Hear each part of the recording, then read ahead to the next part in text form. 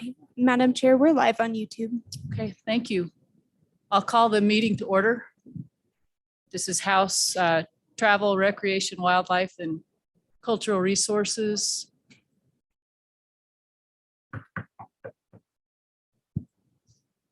And welcome. So we'll get to our housekeeping topics first, but let's first call roll.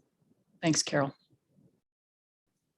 Madam Chair, Representative Banks. Here. Representative Harrelson. Here. Representative Jennings. Representative Knapp. Here. Madam Co-Chair Newsom. Here. Representative Sweeney. Here. Representative Williams. Here. Representative Winter. Here. And Madam Chair Flitner. Present. Thank you, Carol. All are And present. thanks everybody for being here. Just want to go over a few things. Carol, would you like to introduce yourself to the committee? Thank you. Yes, I would. Hi, I'm the new travel secretary, and my name is Carol Nicolaarson, and I've been an educator for 31 years here in Wyoming. So I'm a Wyoming alum, and I'm kind of familiar with name tags, seating charts, and roll call, but I have help today. Clarissa Nord is my helper from LSO, and she's going to try to help me try to shift from just doing the meeting to now doing Zoom. So I'm going to see how my learning curve is. Well, thank you. And then we also have Cindy, and she's my support person. But I do wear a couple of hats here in the legislature. I've been here for 7 years. I started as a clerical assistant when we did your desks in the House chamber. All right. And then I've worn many hats. But so this year I'll be a support clerk. You might see me in another meeting because I might be a support for a substitute secretary, but I also scan the documents, the important work that you do.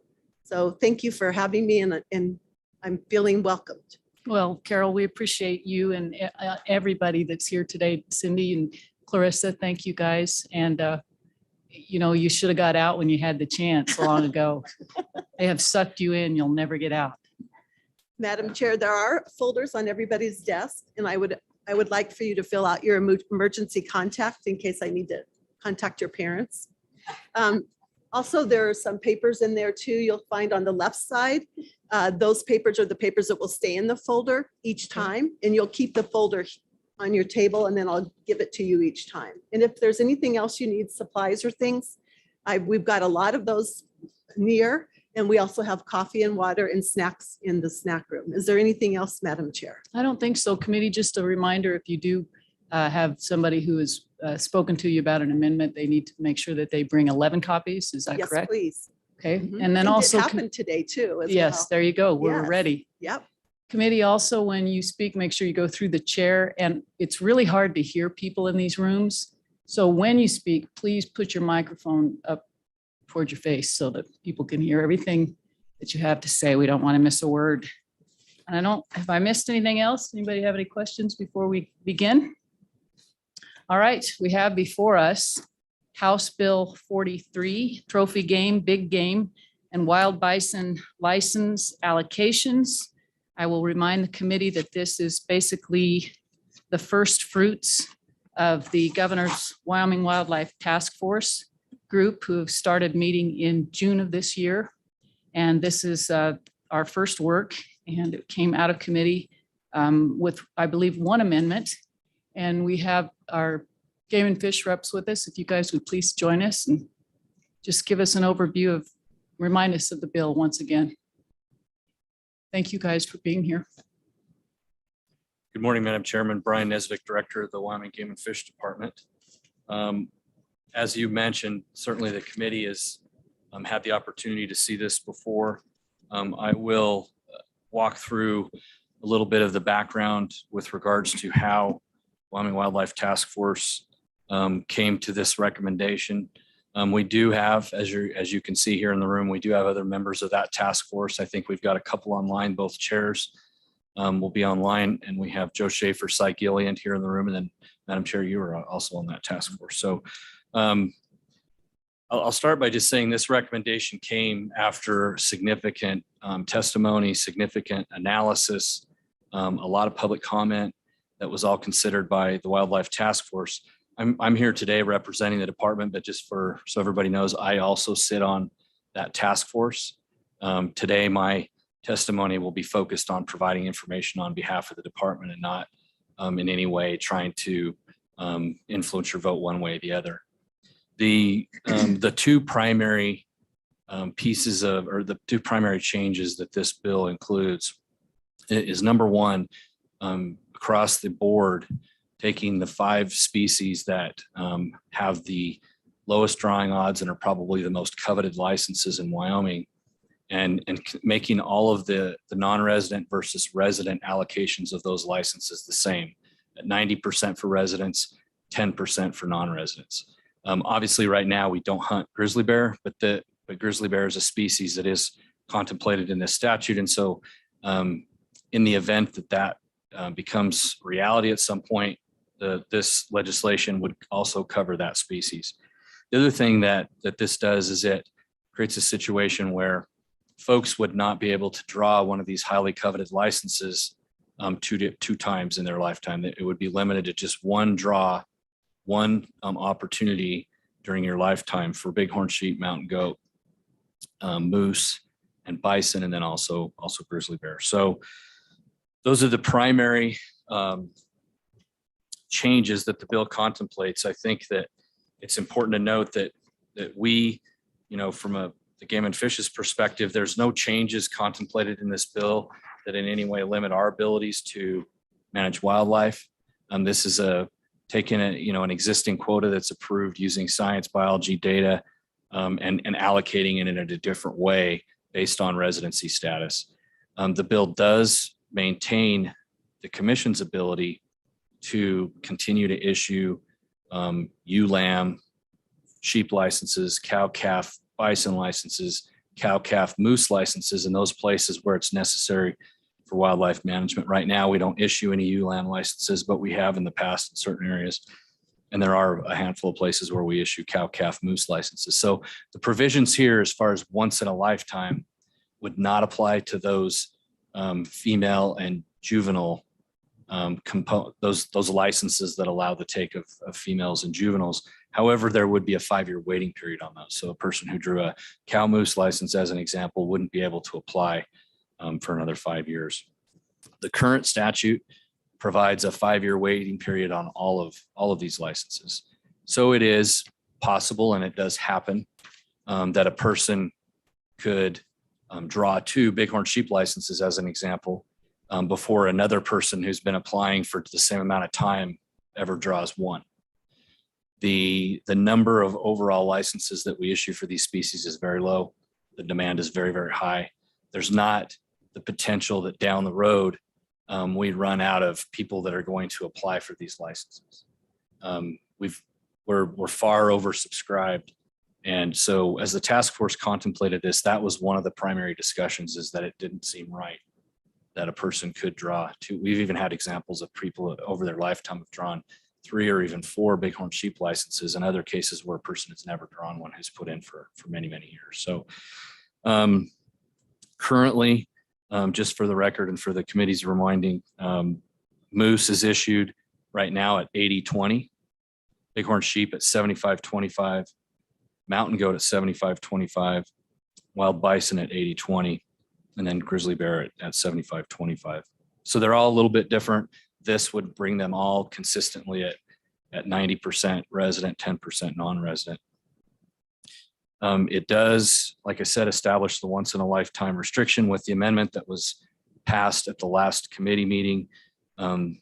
The exception, or this lifetime license requirement, would apply to all licenses, including governor's licenses, those that were obtained through the super tag raffle, and those that are acquired through the donated license program for disabled veterans and or wheelchair bound people. The fiscal impact for the department is fairly small. Obviously for these species, since there's so few licenses that are issued, it's a significant different fiscal impact to the department versus what it would be if it was for elk, deer, and antelope. For just these species that we're talking, using last year's numbers, it would mean about a $200,000 reduction in revenue for the department by our best estimates. I think with that, Madam Chairman, and I did pass around some proposed amendments. These amendments are really clarifying amendments that would bring either things to bring consistency in statutory language or to eliminate portion, and we can talk through each amendment if you want to go there at some point, or they remove language that's really not needed because it's covered somewhere else. Chairman. I think with that, Madam Chair, I would stand for any questions. I do have here today our fiscal chief, Greg Phipps, as well as our licensing manager, Jennifer Doring, that are going to be able to help me in those when it gets technical to the point where I'm not smart enough to know it. So with that, Madam Chair, I'd stand for any questions. All right, thank you, Director Nesbitt. Committee questions for Director Nesbitt. I'll just start down here and work my way across. Representative Jennings. Thank you, Madam Chairman. So Director Nesbitt, you said the reduction is about $200,000. Does it take into account that even though you don't have people coming from out of state, people in state are going to, I don't know, travel to different parts of the state, and they are going to contribute to the local economy? Does that 200,000 take into account things like that? Director. Madam Chair, Representative Jennings, it does not. That's strictly just the license revenue only. Vice Chairman, or did Pat, I'm sorry, Representative Sweeney. So, thank you, Madam Chairman. So, in your description, the emails that I'm getting are a lot from our non-resident hunters, and really what they're talking about is the preference point system. And I noticed, I take it this bill also contemplates the elimination of the preference point system for those non-residents. Could you kind of clarify that for me? Because the emails are mostly from non-residents having put in for 20 some years buying the preference points. And could you speak to that, Director? Director. Madam Chair, Representative Sweeney, absolutely. So I think one of the things you highlight is the complexity of Wyoming's license issuance system. And that's one of the reasons why the task force was formed, because a lot of these issues are so complex that it's very difficult for them to be studied and make decisions on change in a short amount of time. And so how I would address your question is, first of all, this does not contemplate any change to preference points, but it is overlapping and it's interrelated. The task force has also recommended that this committee consider in the interim changes to the preference point system, transitioning it from what's called a preference point system to a bonus point system. That, though, is not, again, it's not contemplated in this bill. They're separate issues. The non-resident folks that you're hearing from have certainly identified that at the end of the day, a change to the allocation will certainly mean a decrease in their drawing odds. This does, if this was to pass, would increase slightly resident drawing odds, which means there has to be a decrease in non-resident drawing odds. The other thing I'd say is that certainly those with a high number of preference points who see an opportunity in the near future to draw are probably concerned about any change or reduction in their drawing odds over the next couple of years. I'm sure that's a lot of the constituents or non-resident folks that you're hearing from are talking about. At the end of the day, all of these issues were discussed and analyzed by the task force, and they kind of landed on this position. Questions down here? Yes, Representative Winter. Thank you, Madam Chairman. Director Nesbitt, could you give us some information on what the preference point system does as far as your funding goes versus the current situation, I guess?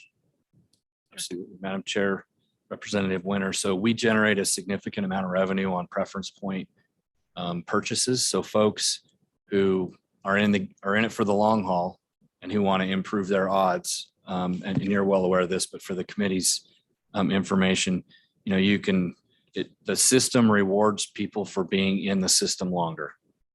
So the more years you apply, you build preference points, and then these licenses are allocated. There's a quota that's allocated, and then that's split between residents and non-residents. And for the portion of the quota that goes, for example, the non-residents, there's preference for the folks that have the highest number of preference points. So if you've got 25 preference points, and that's the highest number you can have, you have a better chance of drawing the license. It's 75-25. So 75% of those are given to the highest preference point holders and 25% to a random draw to everybody who put in. Each time they purchase those points for residents, it's inexpensive. I think a resident preference point is $7. And for non-residents, it's scaled depending on species, but it can be as much as, I think our highest preference point fee is $150, as much as $150 that a non-resident spends every year in order to acquire those points. Does that answer your question? Follow up? Yes, thank you, Madam Chairman. Yes, Director. However, it seems to me that we are throwing these non-residents under the bus for all their efforts to support the state of Wyoming. And I really think the main problem here is the preference point system. I think we ought to go back to just take your chances. And that's why I was asking about the amount of money that the state received from preference points. Is it adequate enough to justify doing what we're doing, or going back to just to take your chances? Madam Chair, Representative Winter, if we were to eliminate the preference point system, it would be a significant revenue reduction for the department to the tune of several million. I don't know if I have the exact number, but it's several $1 million that is generated in revenue on an annual basis from preference points. I will tell you the other thing that is a challenge is that the overall number of licenses that we issued 30 years ago for these species is significantly lower. And so there's less product available for a much higher demand. And that's I think why a lot of folks have brought this issue up and are interested in it. We hear about it every day. So. One more? Thank you, Madam Chairman. Then I guess my question is there some flaw in our management practices as to why our numbers are down versus previous years?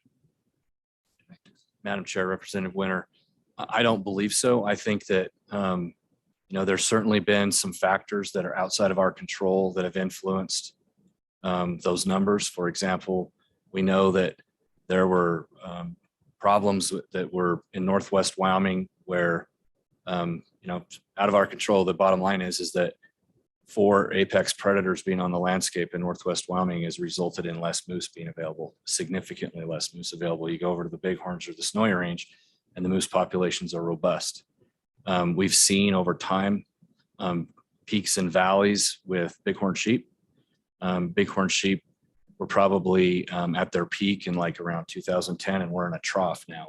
We're issuing significantly less licenses now because there just aren't as many bighorn sheep. Those sheep spend a good portion of their time on lands that are protected, wilderness or forest lands. And a lot of those issues are related either to disease or to habitat conditions on the ground. So it's kind of a mixture between habitat conditions, large carnivores on the landscape. There's a lot of folks that believe that changes in the ecosystem in Northwest Wyoming consequential to the 1988 fires. That was such a broad disturbance, 2 million acres disturbance to that part of the world that made changes that we don't even understand all of them, but they've had impacts on the number of these critters that are on the ground. So I guess that would be my response to your question. Any further questions to my left? Okay. Oh, Madam Chair. yes. Director, you had talked about, and maybe it's not pertaining to this bill, but a possible look in the future of a transfer from that preference point system to a bonus point system. Can you explain that? Absolutely. Madam Chair, Representative Knapp. So, so I guess the impetus for this discussion in the task force was the fact that the average age of the hunter, because of the preference point system favoring the highest preference point holders, the average age of for example, a sheep hunter is increasing every year. It's to the point now where it's like 57 years old. If you do the math over time, we had some great modeling that was done by Laramie County Community College on what that looks like over time. We're in a system where that doesn't work. That model doesn't work for the long term. And so the task force's recommendation was for in the interim to look at taking preference point holders, and after some period of time after implementation of the law, maybe 3 to 5 years, we transition to a bonus point system where your preference points become bonus points. And the change there is that a bonus point system is really a random draw, but it still favors people that have acquired a lot of points. So if you have 28 points, you would go into the draw 28 times. If you have 2 points, you would go into the draw 2 times. But it's strictly random across all point holders. You just have more tickets in the bucket.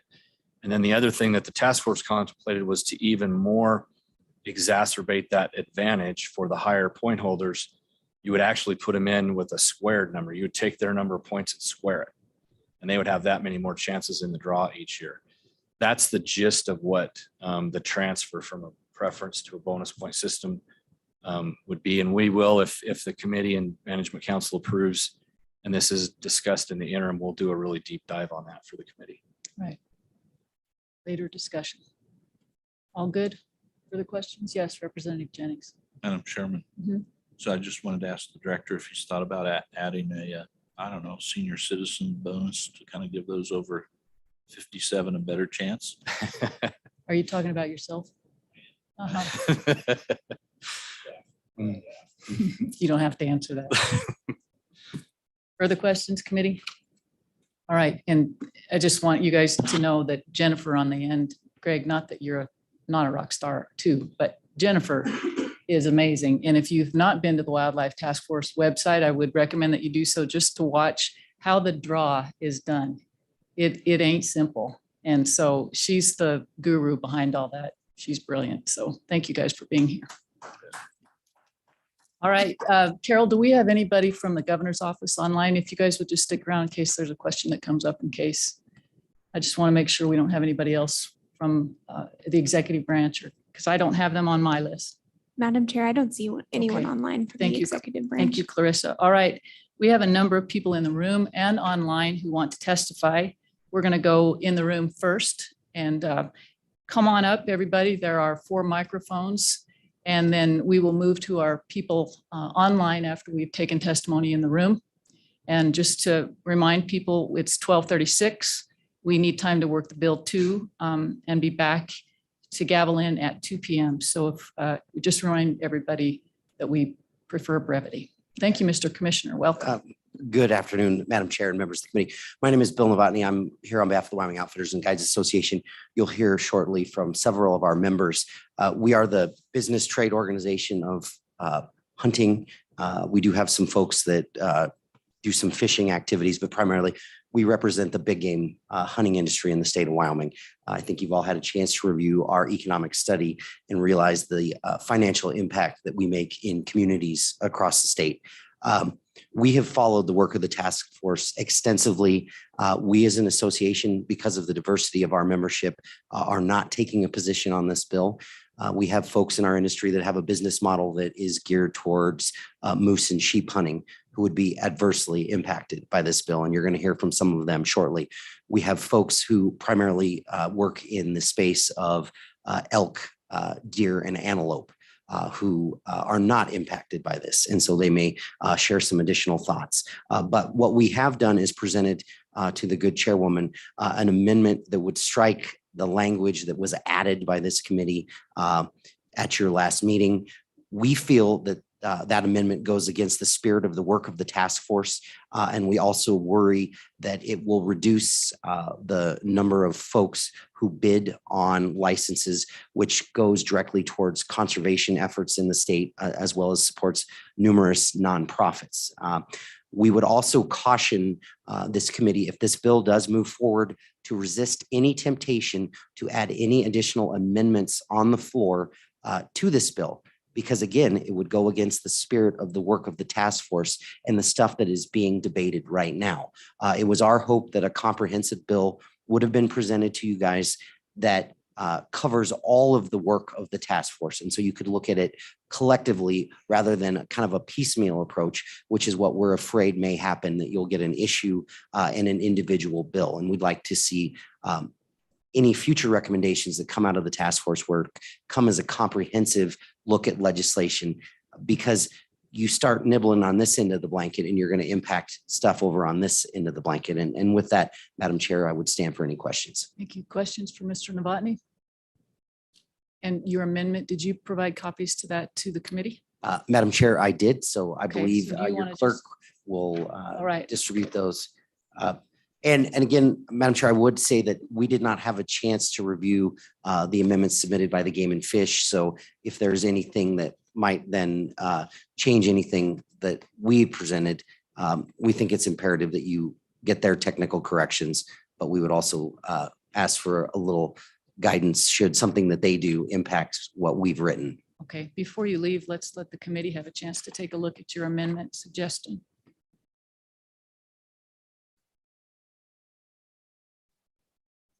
Madam Chair. Yes, Representative Haroldson.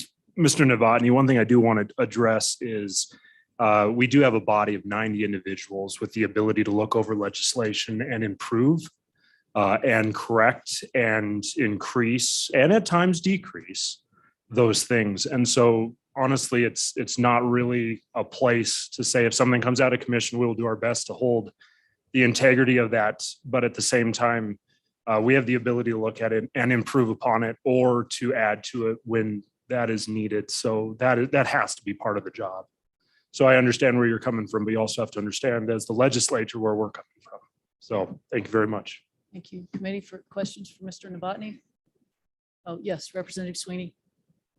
Thank you, Madam Chairman. So to that end,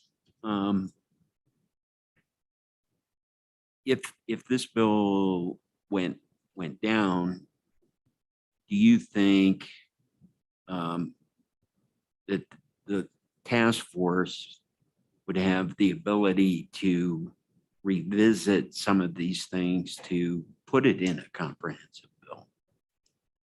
Madam Chair, Representative Sweeney, absolutely. And I would look to the guidance and leadership of the good committee chair who serves on that task force, as well as Senator Hicks, who is also a member of that. So I do think that should this bill not be advanced, certainly it does not mean that this 90-10 issue or the once in a lifetime component of this bill could not be reexamined and brought forward in a comprehensive bill. Further questions?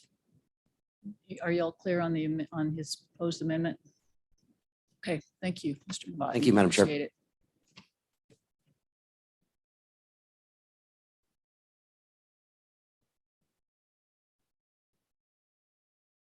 Welcome.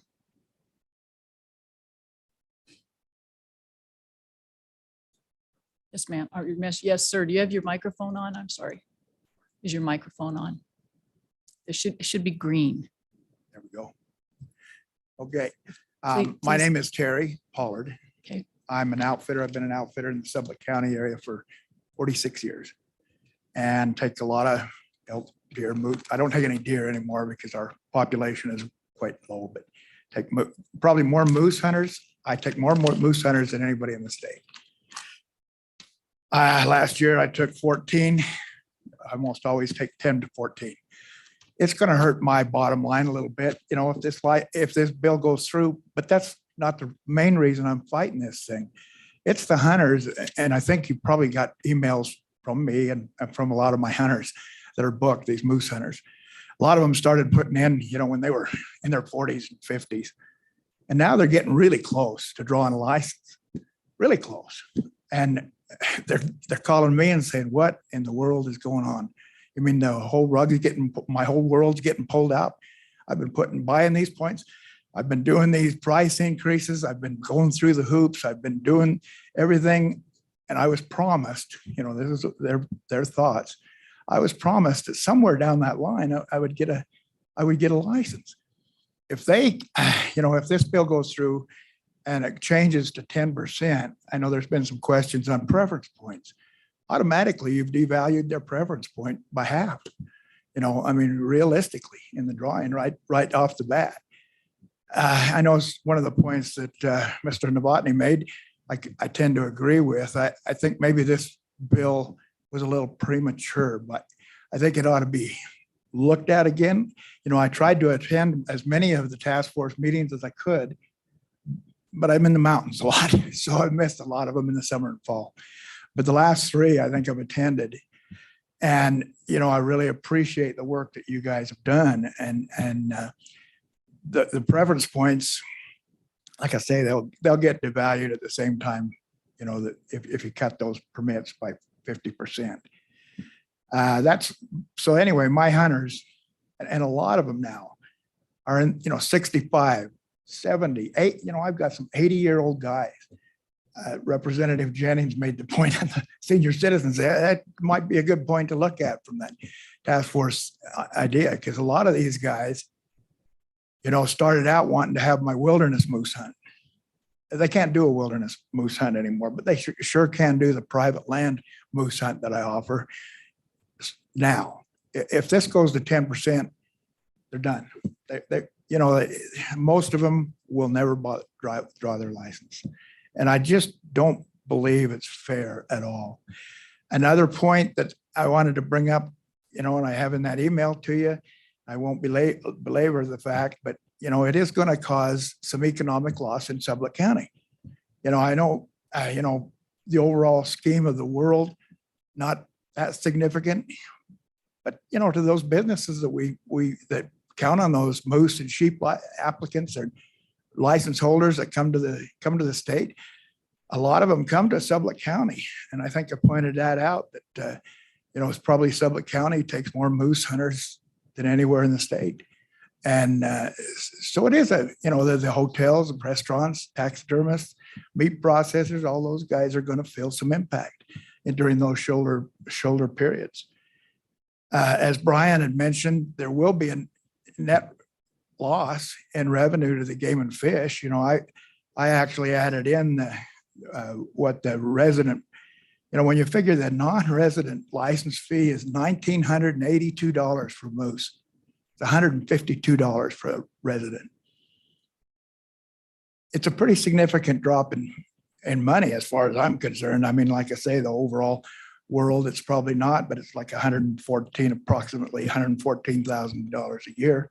That's, to me, that's fairly good chunk of change.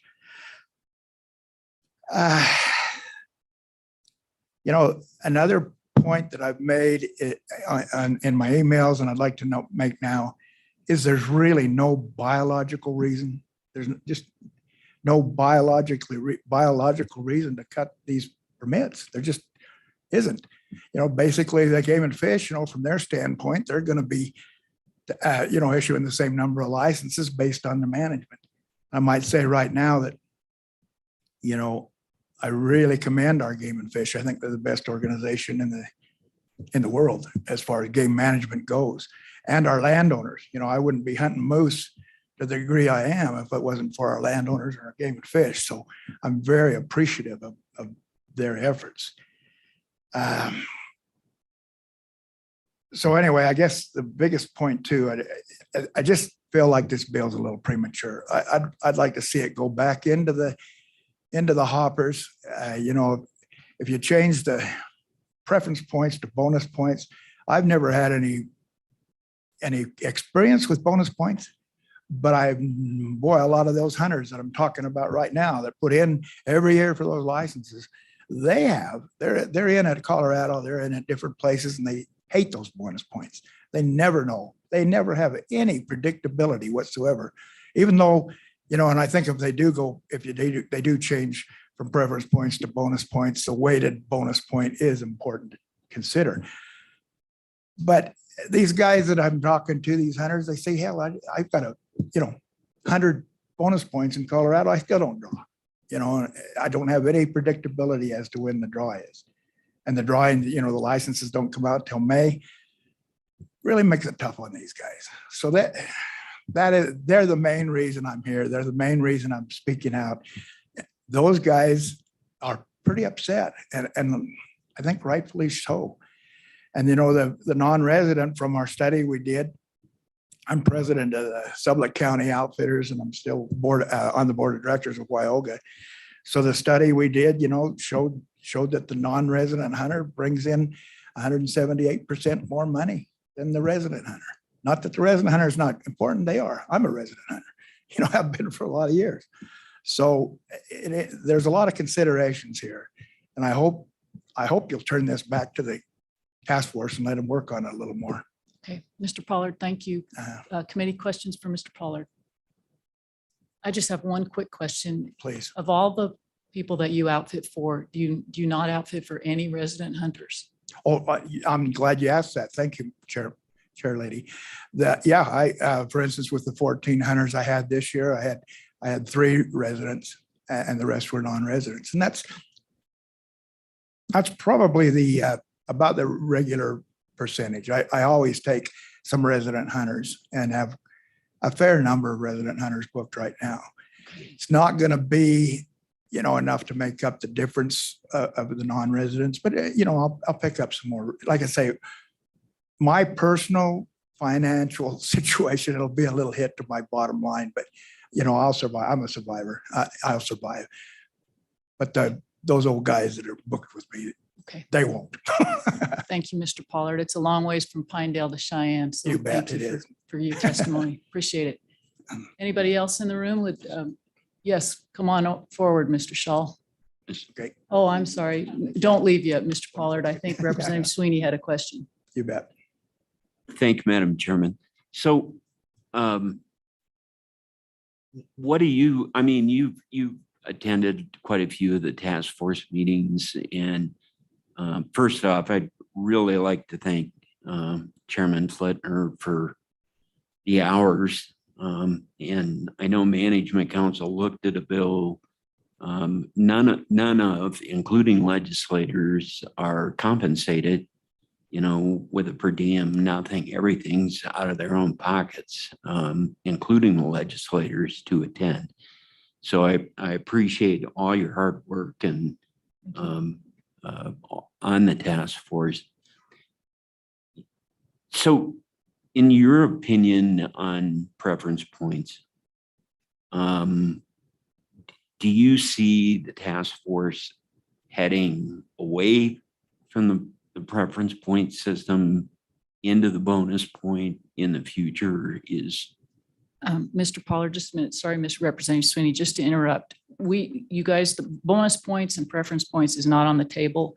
I know that it sort of it does factor into the percentage allocation, but for the sake of time, Okay. let's not go down that road right now. Okay. Representative Winter. Yes, thank you, Madam Chairman. Mr. Pollard, could you give us some estimate of how much do you charge residents versus non-residents if they come hunting with you? Yeah, Pollard. typically right now, my moose hunts right now are basically 77 to 50 plus taxes for the non-resident, and basically 7,000 for residents. So that, you know, not a big difference, but yeah, I always give the residents a little break. Further questions? Mr. Pollard? Okay. Thank sir. you very much. Appreciate it. Yes. Mr. Shaw.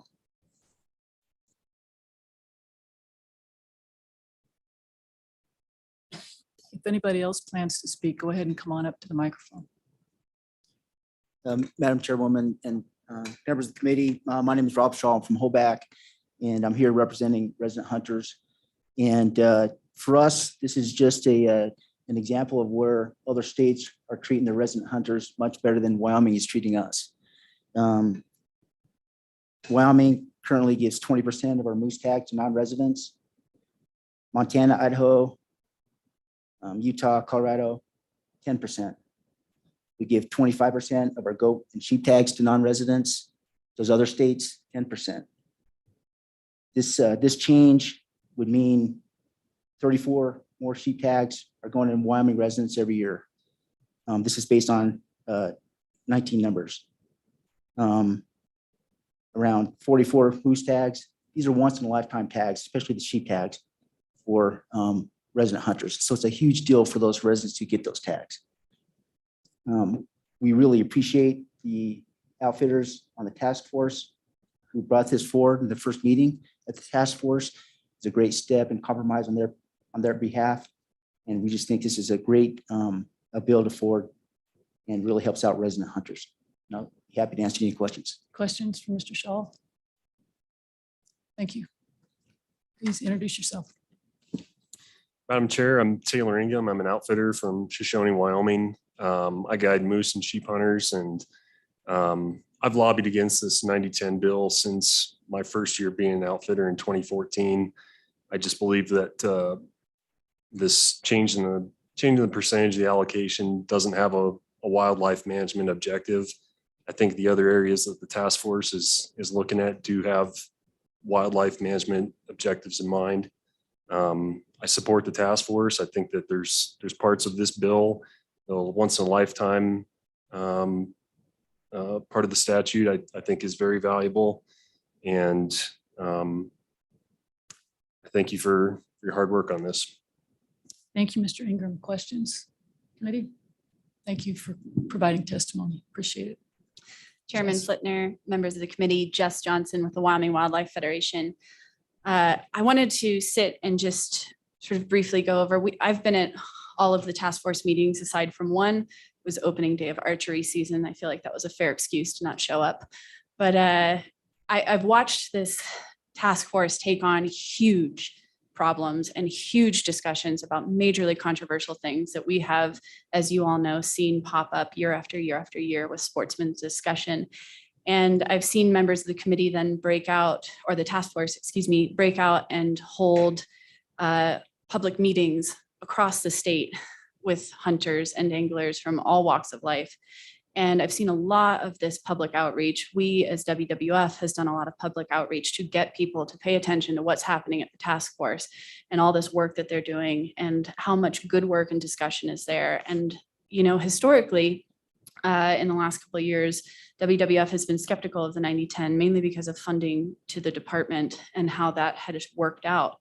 And then last year, we opposed it sort of quietly, asking that this discussion go to the task force and be worked out in a way that was with everybody at the table, with a large amount of folks there and a year's worth of education and discussion at the table.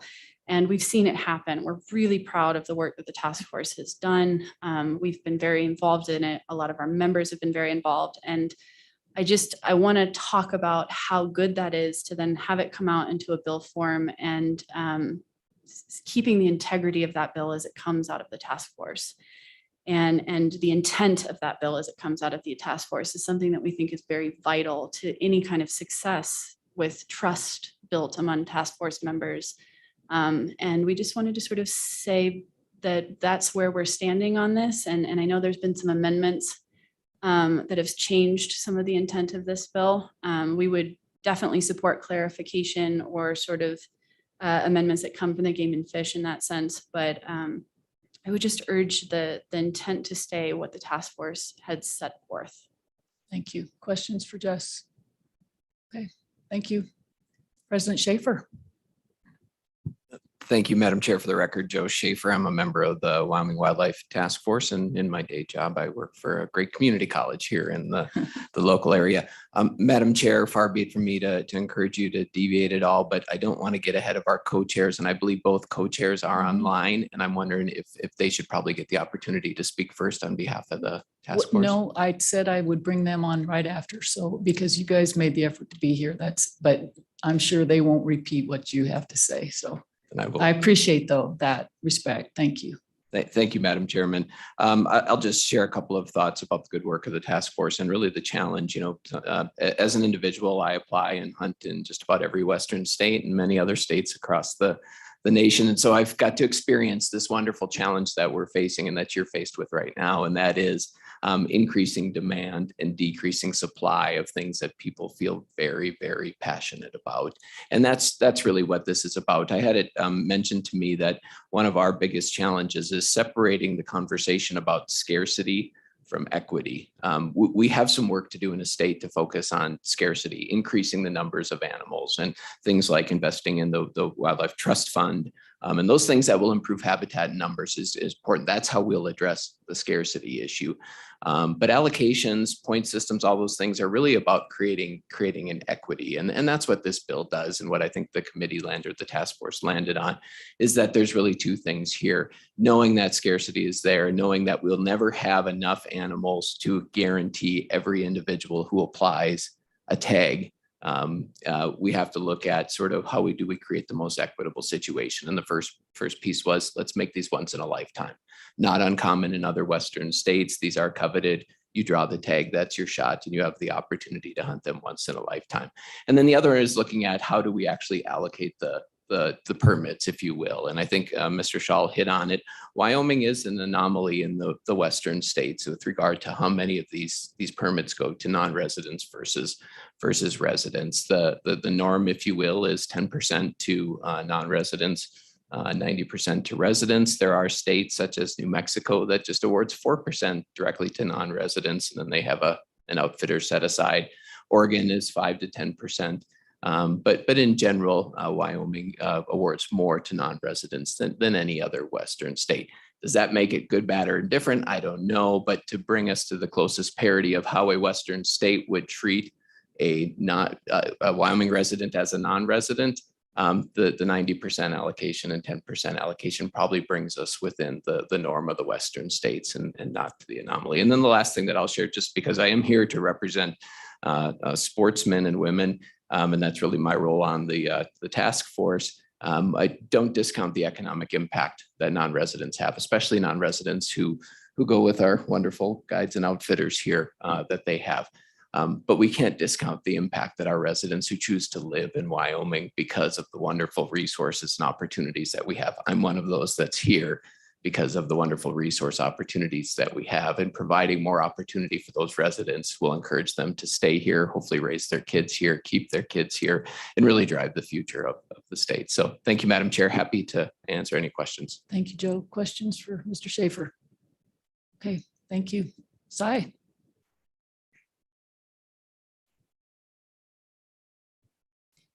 I didn't bring my personal IT person with me today. So my name is Cy Gilliland. I'm one of the outfitters. I am the lone outfitter on the task force, Madam Chairwoman Flintner and representatives. I felt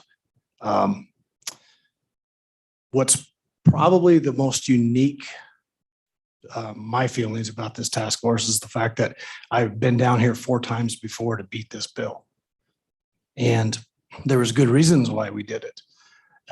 But then at the same time, I think through the foresight of our governor's office, our leadership with the Senate and the House, and our Game and Fish commissioners, they decided that what we were doing wasn't working and that we needed to form this task force to sit down and see what we could work out amongst ourselves. I think it's a phenomenal process. I went into this process 100% buy-in, and I had every intention of working to my hardest ability to come out with compromises and to come out of this thing with solutions. I am a resident hunter. I'm a grandfather. I'm an outfitter. And I felt like I could see both sides of this issue. I did vote in favor of this bill to come out of the task force. There was a statement made early in the task force that this was low hanging fruit. And I think it's important to explain to you why we felt that way about this particular bill being low hanging fruit. And Joe spoke to some of those issues, the fact that the other states do issue their licenses in a 90-10 fashion for these particular species. The fact that these species are in decline, there's a lot fewer licenses available now than there was 30 years ago. And the outfitting industry honestly is an elk outfitting industry. I crunched the numbers and they're just not, it's not impactful to the industry it's impactful to individuals like Mr. Pollard, but ultimately this is going to be about a $500,000 impact to the outfitting industry out of a $51 million industry per year. We are elk outfitters. That's where we make our living, is elk outfitting and deer and antelope and a little bit of black bear and a little bit of sheep and a little bit of moose. That doesn't mean I'm downplaying what it means to an individual outfitter, but that's just the reality of the situation. When we started beating this 90-10 back a number of years ago, it was because we were afraid that where it would go into the elk, deer, and the antelope. And that's the honest truth. That's why we fought so vehemently to beat that back. And we will continue to fight vehemently to beat that back. But at the same time, you can't go on to a task force like this and say no about everything. So I felt like this was the best compromise there was to show that the industry was willing partners and willing to work with our sportsmen, willing to work with the tourism industry and balance something that would work for all. So I ask you to move this bill forward. I think it's a good effort and I support it completely. I don't have the support of everybody in the outfitting industry, but I didn't expect to. Just like Jess doesn't have the support of every sportsman that's a member of WWF or et cetera, et cetera. So that's just the way it is, but it's a good bill. It was time for it to happen. And I think if this thing goes through, I think it speaks volumes about the credibility of the task force and the work that we're doing. And we are putting a bunch more work out, as Chairwoman Flintner knows. We are now getting ready to get some, and you're going to have a lot of stuff come your way for this interim session. So I stand for questions. Thank you. Questions, committee? Yes, Representative Sweeney. Thank you, Madam Chairman. I'll try to stay on topic. And, so honestly, it's both for Joe and Si. In your opinions, I'm concerned about the dollars. So the last thing the legislature, in my opinion, will do is want to put game and fish back on the general fund. So how do we hit that balance? I'm sure the task force has talked about that, but yes, I see 200,000, direct hit, but that's just part of the story. How do we reach that balance so that we're not going to affect, because I can't see resident hunters wanting to pay triple the license fees that they have now. So Si, you can probably speak to that as an outfitter, right? Yeah, and I think that's a fair question, Representative Sweeney. But the real deal is it is pretty insignificant in the big picture as far as the license revenue that's going to be lost from this transfer of quotas. And it can be made up fairly easy with license fee increases in elk, deer, and antelope and preference points. The legislature has already authorizes the Wyoming Game and Fish to go up to $100 a preference point for deer, elk, and antelope for non-residents. And they're sitting at $31, $41, and $52. And they can do that with just a commission regulation and raise $10 million just basically overnight, just by raising the license, or as much as $20 million, just by going to the maximum cap that the legislature has already given the Game and Fish. So I have very little worry about that aspect. My main concern was, what does this do to the outfitting industry, and what does this do for the tourism economy? And honestly, I have the numbers in front of me. In 2020, 41 residents hired outfitters for their sheep hunt versus 31 non-residents. So there's more residents that are actually hiring us to take them sheep hunting than there is non-residents. And that's not going to quit. It's going to actually grow. So the sheep industry is going to see very little effect by this. The moose industry is going to have the highest effect because it's quite surprising how few people actually hire an outfit for a moose hunt, whether they're resident or non-resident, which really surprised me. But it's only 13% of the 300 or so moose tags that are issued actually end up in an outfitter's camp, whether they're resident or non-resident, and the sheep is right at 50%. So there's just, you have to understand these numbers and feel comfortable with them. And I guess what I'm saying is I came to the table to represent the industry, but also to work towards solutions. And if I vote yes on something like this, that means I believe in it. And that means I am putting my personal stamp on it. Thank you, Si. Okay, thank you both for your testimony. I appreciate it.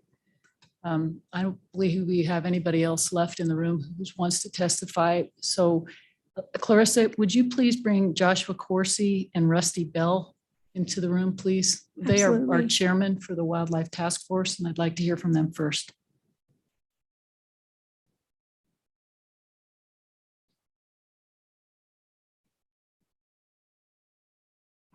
Madam Chair, they've been admitted, so they just need to turn on their mic and video. Rusty and Josh, yeah, there you go. There's Rusty. And Great, thank you, Madam Chair. go ahead, the floor is yours. Please introduce yourself, Commissioner Bell. Wonderful. Wonderful. Thank you, Madam Chair. Rusty Bell, co-chair of the Wyoming Wildlife Task Force and Campbell County Commission, and my sincere apologies for not being there in person today. I did have a commissioners meeting this morning, so I apologize for that. So I'll just try to fill in the gaps. The other folks that spoke did a great job. This task force was designed to handle very difficult topics, and they're getting more difficult as we move along. I can tell you that this task force spent between 2.5 and 3 full days on this issue of 90-10 for the Big Five and that once in a lifetime. We spent roughly 400 hours as a 18 committee task force on this issue alone, and we took hundreds of public comments, both from residents and non-residents, not only through our task force website, but also we had forums across the state that you heard earlier. And most of it was focused around this first topic that we brought a bill on. And so just a couple of the things that maybe we missed were, I just want to echo a little bit of those comments that we took. The vast majority of those comments were certainly in favor of this. The 90-10 portion of this, the residents were very favorable of this. Probably upwards of 90% of the residents that we saw favored this, maybe more. As far as the lifetime part of this, we really had a very good, almost 100% of the people understand where we're headed with this, and understand that it's going to be once in a lifetime, and that's probably the right thing to do. Non-residents, on the other hand, that you heard from Mr. Pollard, who's been at a lot of our meetings, and we certainly heard and appreciate and respect all of his comments. But ultimately, we have to, as a task force, put all the information as legislature does, take all of that in, and then bring something forward and raise our hand in support of it. What we did come up with was actually a unanimous decision on this, which is pretty unprecedented almost on any committee or anything that I've ever been a part of. We actually had a unanimous consensus on this moving forward, and I think that really says a lot for this bill. And I heard multiple people ask earlier, multiple representatives ask about a comprehensive bill, and I don't want to get off topic, but I think a comprehensive bill, sending this back to the task force and bringing a comprehensive bill would be very complex. And I'm not saying we can't tackle it, but this task force just spent 3 solid days on this topic alone. And to ask now your committee to see a comprehensive bill that could potentially, I don't know how that would move. What I will tell you is that we will continue to do the work. Certainly we'll see how this committee treats this bill. Our committee our task force was very, very favorable of this. We did try to weigh in all the non-resident, all the resident issues and bring those out and talk about those. And we really have tried to do that. So I would also like to just briefly, and I don't know whether you're going to bring Director Nesvik up to speak about this but Commissioner Novotny talked about an amendment, and I just want to talk about that amendment, which would be taking out the part that is the allocations for governors and commissioners tags going to 90, 10, and once in a lifetime. Also, our task force would be in favor of taking that language back out of that. It's not necessarily because we don't specifically like that language. We didn't really investigate that language. It wasn't part of what our task force talked about. What I will promise this committee is that we will talk about set aside licenses on our task force agendas this summer.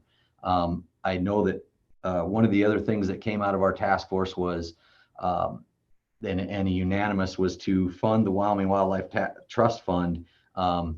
And what that does is increase funding to habitat loss and some of the things that you've heard that are bringing the numbers of our species down.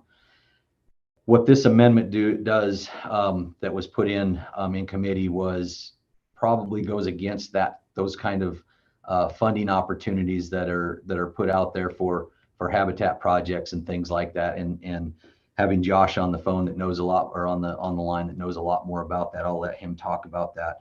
But I know that at our last meeting on the 25th of January, we as a task force were certainly in favor of taking this amendment out. But I would let Representative Jennings and those that voted for this amendment, I would promise you that we will talk about set aside licenses and how that impacts not only drawing odds, but the other impacts that those do. So, Madam Chair, I know that this is running long, and I would stand for any questions you have. So, thank you. Thank you, Commissioner Bell. Questions for Commissioner Chairman Bell, who's taking time out of his meeting day to help us. Thank you. I appreciate that. Josh, your co-chairman, is right below you on screen. And Josh, if you would please address the committee. Yes, Madam Chair, can you hear me just fine? Yes. Okay, Madam Chair, members of the committee, I thank you for this opportunity. I do not want to continue to repeat a lot of what others have said, but I do think it is very important that it is repeated on what Joe Schaefer had mentioned, that this is truly an issue that was derived to in the driving force in looking at the scarcity and the equity of the resources that are there. And I think Joe eloquently covered that. When you look at moose in particular, to know that in the last year, only 305 licenses were issued, and just a little over a decade ago, we were more than 1,300. I think it does really lend to the fact that this is a depleted resource, and some of the driving forces of the conversation that we had took that into mind very carefully, not to mention that Mr. Ingram and Mr. Pollard's testimony were very valuable to the direct impact that they would have on them. This was something that the task force weighed very carefully, but I do think we've landed on something that we were all proud, as Rusty had mentioned, to put forth to you unanimously, that we felt we did the best we could with the task that we were charged to do. I will say that I do have great concern, as Rusty had mentioned also, with the amendment on set-aside licenses. And I will repeat what Rusty has said in that regard. We did not talk about this as part of a task force effort, but it is something that we would be happy to as we move forward. But particularly, I can wear a few hats on this conversation where I feel like it's important for me to be able to weigh in. As the co-chair of the Wyoming Governor's Big Game License Coalition, and then also as a president and founder of a mule deer nonprofit group called the Muley Fanatic Foundation, those licenses have tremendous impact. And to be included within this, when this was not part of the task force discussion, I think that raises great concern. Those dollars that have been generated in those efforts for wildlife, in particular in Wyoming, they're nothing short of profound. And I think that's another discussion. So to have this in here as part of an amendment without the discussion and the deep dive into that topic, I think would really be missing the mark. So with that, again, I appreciate everybody's service to this topic. I appreciate everybody on the task force that has given a lot of time. I apologize I could not be there today in person, We are gearing up for our next meeting in March, where we have again opened a can of worms on some very contentious issues. And so me and another task force member out of Matiti will be in Afton tonight, holding another town hall gathering to talk about mule deer with folks in Western Wyoming that have great concern in that part of the world. So with that, thank you for your time. I'd stand for any questions. Thank you, Chairman Corsi. I appreciate it. Questions? Yes, Representative Jennings. Thank you, Madam Chairman. So I've sat and listened to three people now talk about the amendment, and the amendment was brought from the appearance of that we do not want the appearance of the king's deer. The director, if memory serves me correctly, indicated that there were far more people vying for these licenses than if we put the prohibition across the board that they couldn't vie in 5 more years, or conceivably you could have someone that would get one in 2 years. And so if my memory serves correctly, it seems to me like that the license would still be available. You're still able to sell and get the money. We're not putting any prohibition on that. And I would think that you would not want the appearance of somebody coming along and getting a license where other people are getting a lifetime prohibition. They've won a license and they can't go back and get another one. Have you not talked any about what that might look like out there to the public? I mean, John Q. Public, he gets an opportunity, he gets one shot at it. So I don't see that it diminishes the money coming in at all. It's still available. The director said that there's a long line of wealthy people who want to help and want to help our wildlife. So have you had any discussion on that? Chairman Bell or Corsi, whoever would like to answer that. Yeah, I would be happy to address that, Madam Chair. Representative Jennings, I completely understand where you're coming from, and your sentiment is correct. But I think the bigger point to this was that this task force had not discussed this at any length at all. And that is why we have been against this amendment, is so that we would be able to have that discussion and be able to weigh this with all the different obvious, opinions and emotion with it in this subject matter. Okay. Further questions, committee? Thank you both. I know you're busy and no need to apologize for not traveling all the way to Cheyenne. Thanks for taking the time today to be online. We also have Adam Teeton, who is also a member of the Wildlife Task Force. Clarissa, could you let him in, please? Madam Chair, I did receive a chat from Adam and he would like to withdraw his request to provide testimony just to respect the committee's time. He didn't have All right. anything Well, thank you, Adam. further to add. We have John Klontz then and Katie Cheeseborough.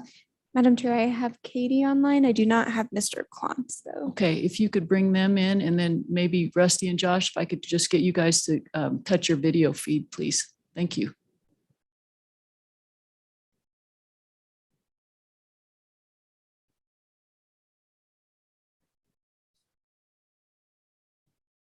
Madam Chair, I've admitted Katie. She just needs to turn on Okay. her video and her mic.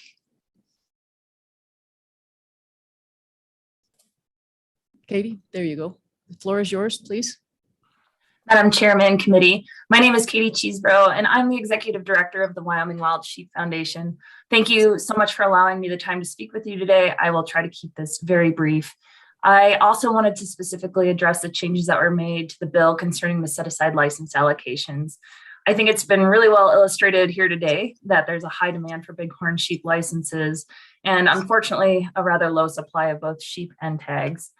Some of the issue does come down to having the resources to properly manage these populations and their habitats.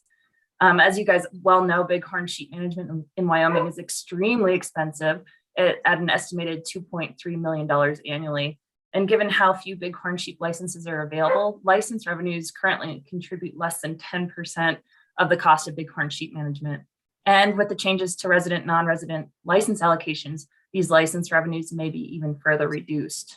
So with that, there's more money that comes into the program through application fees, preference points, conservation stamps, federal grants, and that covers about 1.7 million of the annual bighorn sheep management cost. However, there's a shortfall of more than $500,000 annually to the bighorn sheep management as it stands today in Wyoming. So I just wanted to point out that organizations like the Wyoming Wild Sheep Foundation, much like Muley Fanatics Foundation, raise funds to help cover this deficit and contribute to the bighorn sheep management and conservation. And one of our biggest and best fundraising tools is the opportunity to either auction or raffle a governor's bighorn sheep tag. And in conjunction with the Wyoming Governor's Big Game License Coalition, we're able to put hundreds and thousands of dollars back on the ground directly for the benefit of Wyoming's bighorn sheep from the sale of these licenses. These licenses are a huge tool for conservation, and we at the Wyoming Wild Sheep Foundation respectfully ask that you maybe reconsider the changes that were made to the allocation of these set-aside tags.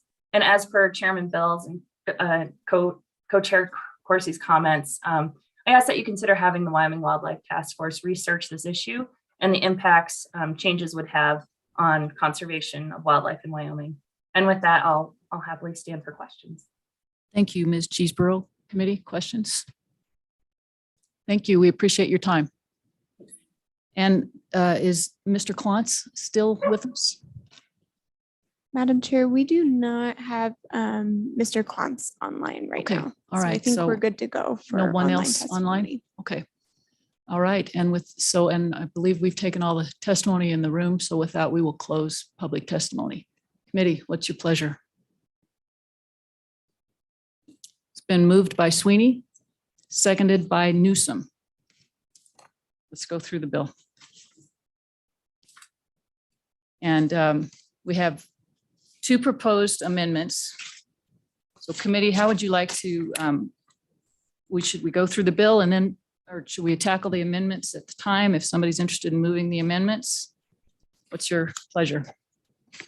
And Representative Madam Sweeney? Chairman, I'd first like to, if it pleases the committee, to look at the Game and Fish proposed amendments Okay. first. All right. And I have kind of gone through, and I think they're very good fixes Mhm. to the bill. Okay. Whether you're for or against the bill, these are very good proposed. Okay.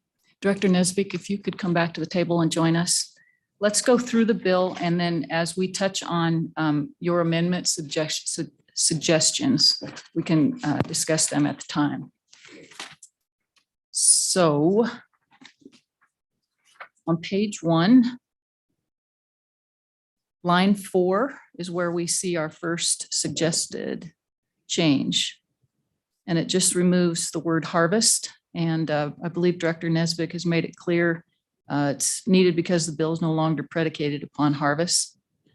Would you like to say anything else about that? Yeah, Madam Chair, this is this provision is the opportunity to draw a license and hunt, not harvest an animal. That's a pretty significant change, and I don't think that was the intent of any of our interim discussion, nor the intent of the task force. Okay, very good. I would prefer if we could always harvest personally. Okay. Where do we go on now? Page 6. Well, let's just go page by page. I apologize. So if everybody's clear on the removal of the word harvest on page or on line page 2, or page 1 rather, page 2, any suggested amendments? Page 3, 4. And Madam Chairman, Representative Sweeney. just for clarity, there are the other proposed amendments. If we can, is your intent to come back? We'll come back. Okay, thank you. Page 5. Page 6 is where Game and Fish has another suggested amendment, and I'll just let you speak to it, Director. Page 6, line 6. Yeah, so essentially here, it's important to delineate, we don't sell any bighorn sheep license, there are any ram licenses. And so to be consistent with other statutory language, inserting the word ram there is important. Okay. Committee, questions on that amendment? Okay, very good. Let's move on then. Page 6, lines 18 through 22. So here, Madam Chair, this is important to, at this point, we're just talking about any bighorn sheep license, any moose license. We don't need to have those descriptors that describe each different, whether they're just trying to add a descriptor here for gender, and it's not necessary. This is simply the allocation, which applies, 90-10 applies to everything, not just rams, not just bulls, not just any designated licenses. So I think these changes are necessary to make that clear. Okay. And then on line 23, So if the committee chooses to make those modifications, line 23, the commission shall, and then the next page, page 7, all the way through line 7 is not necessary. okay. Questions on that, committee? Okay. And then lastly on page, well, I guess not lastly, but on page 7, lines 1 through 7. Delete all from reserve on line 1 through, and then pursuant to, and then through the statute language on line 7, correct? Yes, Madam Chair. Okay, questions on that, committee? Okay, and then one last suggestion, let's see, moving on, page 8, page 9, 10, and then page 11. Yes, Madam Chair. On page 11, this amendment says the same thing in a different way that makes it consistent with other statutory language. Okay. Committee questions? Okay, Director, I appreciate it. Appreciate you sending this to us, doing the work. Thank you to your team. Committee, so we have an amendment in front of you from, as suggested by Game and Fish. What's your pleasure? Madam Chairman, I would make a motion to amend those sections as just reviewed. Okay, it's been moved by Sweeney and seconded by Haroldson to accept these suggested proposed amendments. Questions, committee? Okay, all those in favor, please raise your hands. Opposed? Carol, we have one in opposition.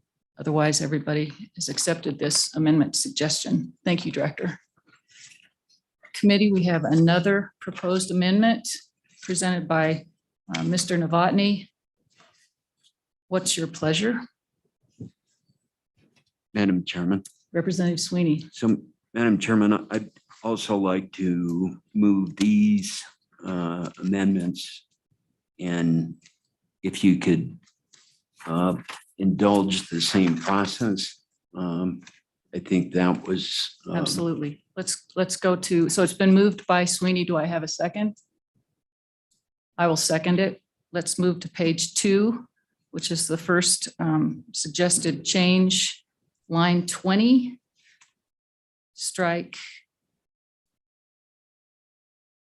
apply and insert, let's see, I think not to be applicable in any manner.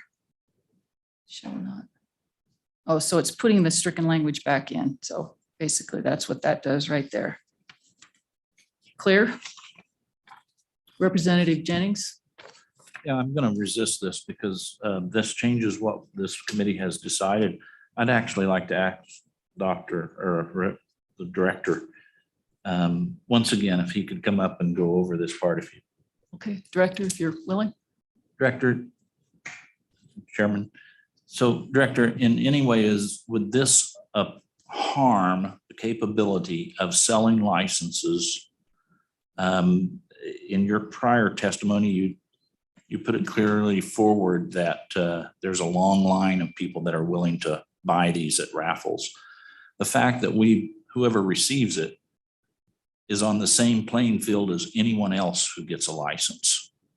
Do you see any issue that's changed since your prior testimony? Director. Madam Chair, Representative Jennings.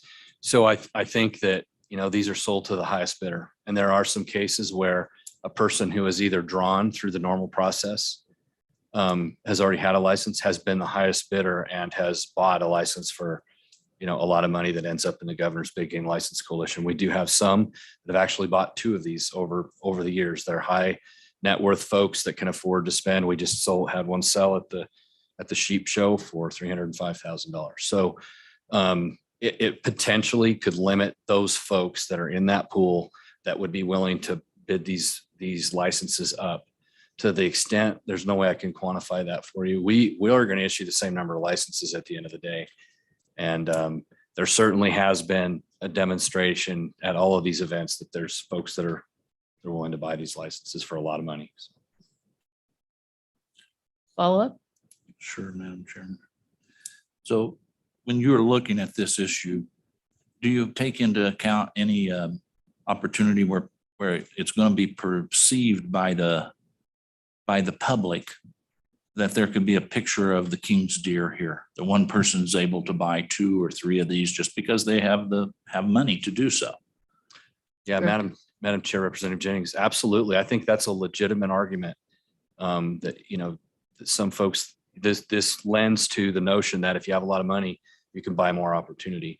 And so I'm not discounting that point at all. I will tell you that in these discussions, the kind of the other side or the folks have, I think, some folks have accepted that because it all goes back into this Governor's Big Game License Coalition, and it all gets put out on the ground. All but 10% of it gets put back out on the ground to the tune of, I think last year it was around $1.2 million that the Governor's Big Game License Coalition put on the ground. The other thing I failed to mention, and I'm thankful my chief here just reminded me, there is another issue too with the super tag.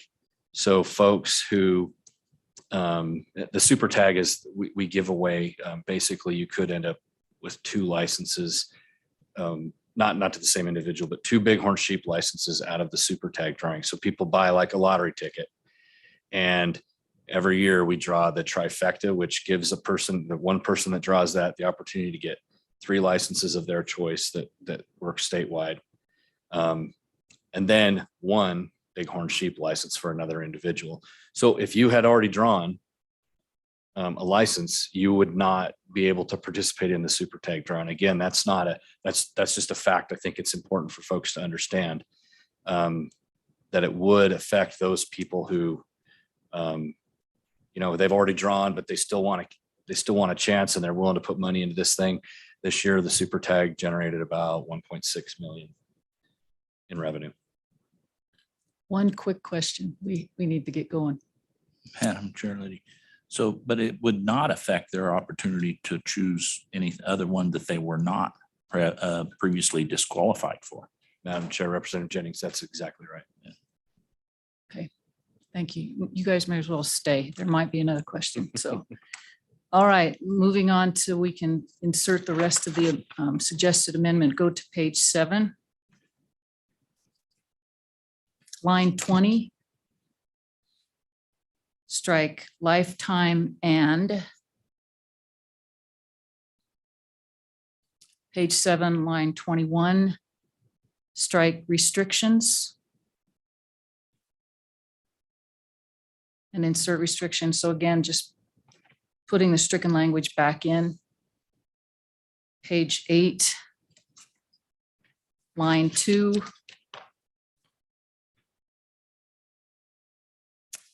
Reinserting the stricken language again. So it would strike the word apply and insert not be applicable in any manner. And then page 9, line 18. Strike apply and insert not be applicable in any manner.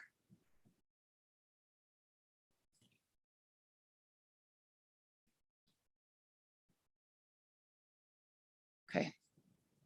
I believe that's the gist of the amendment. Committee, questions on the amendment? Representative Sweeney. Thank you, Madam Chairman. So having been involved with Rocky Mountain Elk Foundation in the past, and also hunting with heroes, I think our department does a tremendous job, along with the commission and the governor's office, on trying to be fair, along with the commissioner's tags, on trying to allocate those to some, it doesn't look fair and equitable. But telling you, we heard from the Sheep Foundation, the value to their organization and Muley Fanatics, and they do put the money back on the ground. It's imperative that there's some ability here for the different organizations to put money back in. And so I'm very much supportive, and I would offer to you that just because some folks didn't like the way the commissioner tags have been allocated, I think is a nuance into itself, but I would urge you to vote in favor of these amendments and put this back in. Okay, thank you. Representative Jennings, did you have a comment? Yeah, I do. So one, the allocation is the same. We've already heard the agency has already said this does not change. This amendment does not change the allocation whatsoever. And the opportunity is the same. It may not be the same for the exact same person, but to this committee, I would urge you to reject this move to strike this, because there's an appearance out there that, and I think the director said it what best. Yeah, it's a concern that we begin to see where people who have more money, it becomes the king's deer. And the appearance of that, we don't want to label even our nonprofits, I wouldn't think would want to do that. And it's a very good thing what they're doing with this money. It's just, and I'm not against what they want to do with the allocation of selling that. But I think it's sends a wrong message out there. And we've put this in, and even the people that resisted it said, well, we'd like to look at it. But I'd like them to come up and say, well, we're in preference of the king's deer. We want people that have more money to have the more opportunity. And I just think that does not set well for the citizens of Wyoming. So I'm opposed to this amendment. Okay. Representative Haroldson, did you have a comment? Committee, I will tell you as a task force member, I don't disagree with Representative Jennings' amendment, and I believe I voted for it in our committee meeting. But having spoken with other members of the task force, what I think I'm hearing from them is they would really like to have this conversation as a task force. They don't disagree with your amendment, but they feel like it's a bigger issue and they desire a bigger conversation related to that issue. And so on that, I would respect the work that was done by the task force, and I would like to go back to the bill as it stood coming to us from the task force. And then I know very, very much that task force will be taking up your suggestion. That's going to be a big conversation. And so I would urge your support of this amendment. So with that, all those in favor, please show by a raise of hands of the amendment before us. 1, 2, 3. Those opposed, raise your hands. 1, 2, 3, 4, 5, 6. Amendment fails, Carol. All right. Committee, any other questions, conversation related to the bill as it stands? Call for the question. Question having been called. Carol, would you please call roll? Representative Banks. Aye. Representative Harrelson. Aye. Representative Jennings. Representative Knapp. Aye. Madam Co-Chair Newsom. Aye. Representative Sweeney. Aye. Representative Williams. Representative Winter. No. Madam Chairman. Aye. Madam Chairman, there are 8 ayes and 1 no. Thank you, Carol. Committee, thank you for your work. Director Nesbitt and team, thank you. And everybody who testified both in the room and online, thank you so much for taking the time to be here. Appreciate it. Have a great rest of the day.